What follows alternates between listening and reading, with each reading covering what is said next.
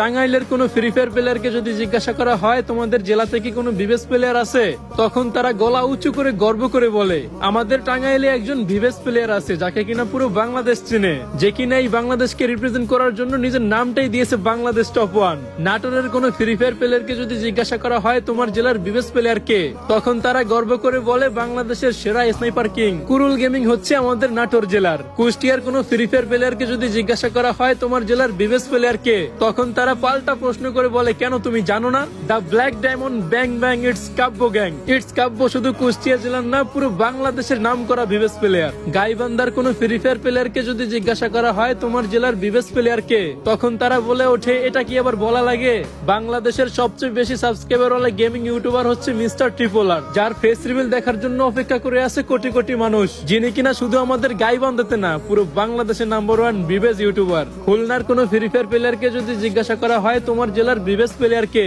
তখন তারা এক কথায় বলে ওঠে বর্তমানে টিকটকে যে কাপাইতাছে ট্রেন্ডিং সেই আমাদের খুলনা জেলার একমাত্র বিবেস ইউটিউবার একে মিরাজ গেমিং। নোয়াখালীর কোনো প্লেয়ারকে যদি জিজ্ঞাসা করা হয় তোমার জেলার বিবেস প্লেয়ার কে, তখন তারা বলে ওঠে আমার জেলার বিবেস প্লেয়ার হচ্ছে জিডব্লিউ সিয়াম ভাই। আর আমাকে যখন কেউ জিজ্ঞাসা করে যে তোমাদের ভোলা জেলার বিবেস প্লেয়ার কে, তখন আমি হতাশা ভরা চোখ নিয়ে নিচের দিকে তাকিয়ে বলি আমাদের ভোলা জেলায় কোনো বিবেস প্লেয়ার নাই। তোমাদের কার কার জেলায় কোনো বিবেস প্লেয়ার নাই আর কার কার জেলায় কোন কোন বিবেস প্লেয়ার আছে আমি কমেন্টে দেখতে চাই।